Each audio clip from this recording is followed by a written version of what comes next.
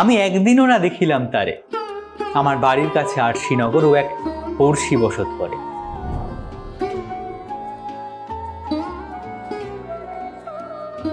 এটা লালনের বাড়ির কাছে আরশিনগর কবিতা।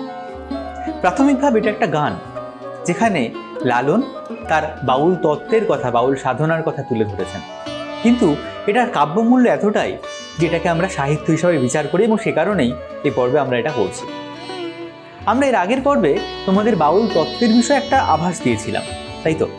তাই এই কবিতাটা তোমরা যখন পড়বে দেখবে, বুঝতে পারবে লালন এখানে কি ঠিক বলতে চাইছেন।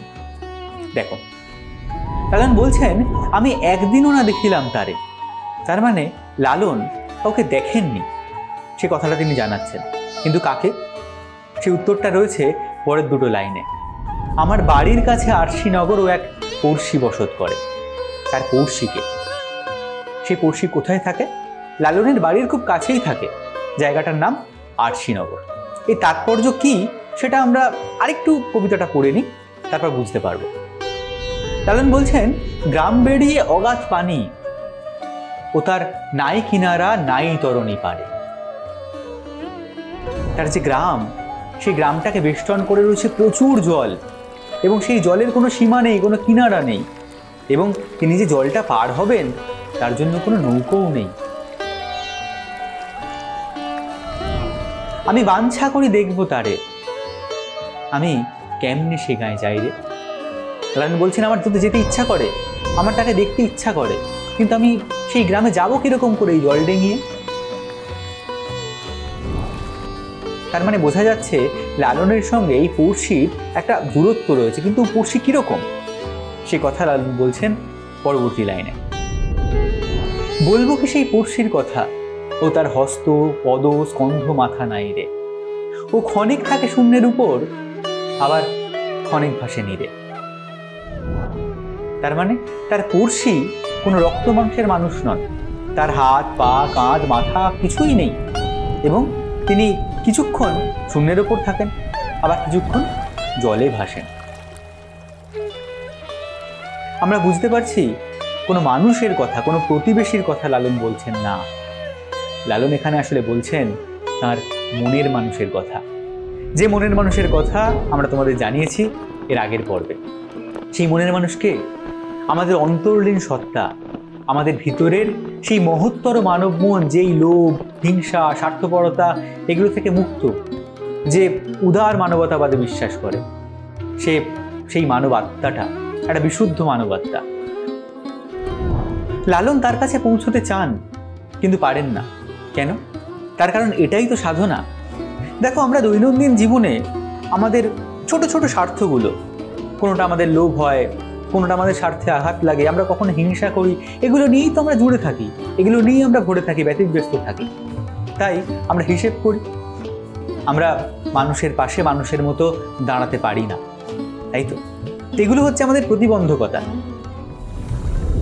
লালনের গ্রামটাকে যেরকমভাবে অগাধ পানি ঘিরে আছে, সেরকমভাবে আমাদের ষড়রিপু ঘিরে আছে, লোভ কাম ক্রোধ মোহ মদ মাৎসর্য ইত্যাদি। তাহলে সেই পানি হচ্ছে জাগতিক প্রতিবন্ধকতাগুলো, যার কোনো শেষ নেই, কোনো কিনারা নেই, এবং তাকে তরে যাওয়ার জন্য, সেটাকে পার হওয়ার জন্য কোনো তরণী নেই।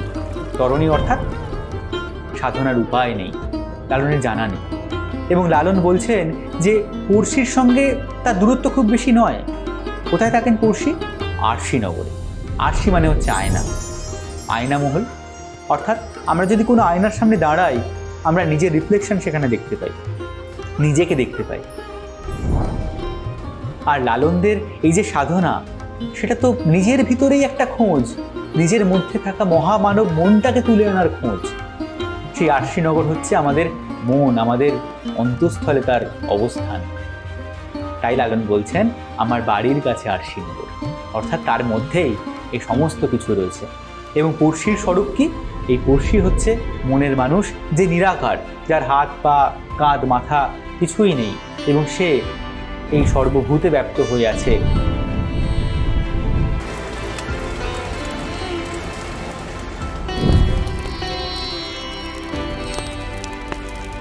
কোনো মন্দির মসজিদ কোথাও নির্দিষ্টভাবে সে অবস্থান করে না।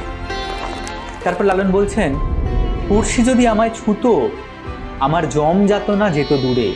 অর্থাৎ পড়শি আমাকে যদি স্পর্শ করতো, আমি যদি সেই মানুষটাকে, আমার ভিতরের মনের মানুষটাকে আমি যদি ছুঁতে পারতাম, তার খোঁজ পেতে পারতাম, তাহলে আমার এই জম যাতনা থাকতো না।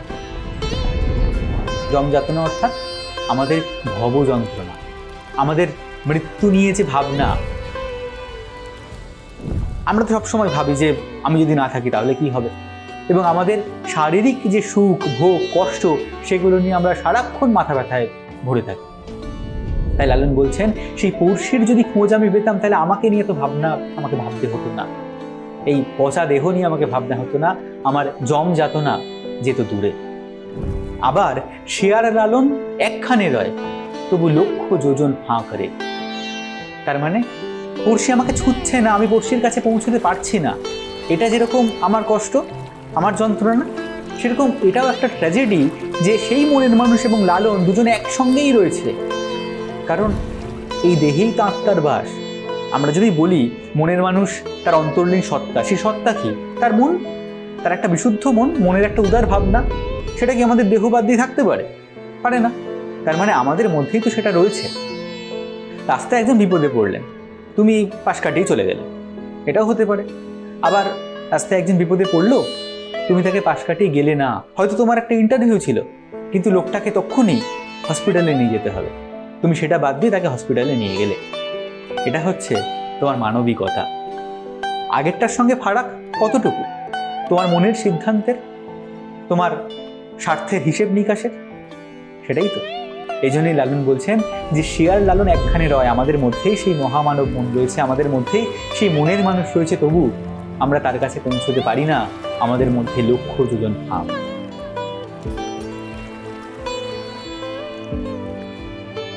এই যে মনের মানুষের স্বরূপ এবং তার কাছে পৌঁছানোর জন্য একজন বাউলের যে আকুতি, সেটাই ফুটে উঠছে এই কবিতায়।